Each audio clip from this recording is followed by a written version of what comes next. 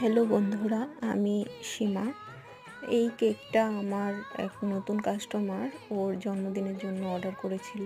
ওই দিন ও আরও একটি কেক অর্ডার করেছে ওর দিদি এবং জামাইবাবুর জন্য, ম্যারেজ অ্যানিভার্সারি কেক।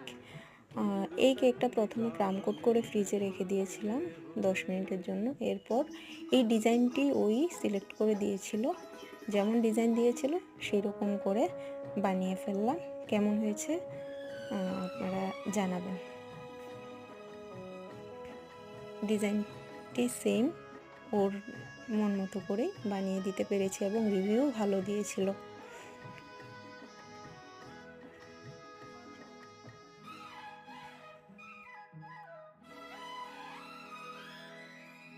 मेरी सांसों में बसी खुशबू तेरी, ये तेरे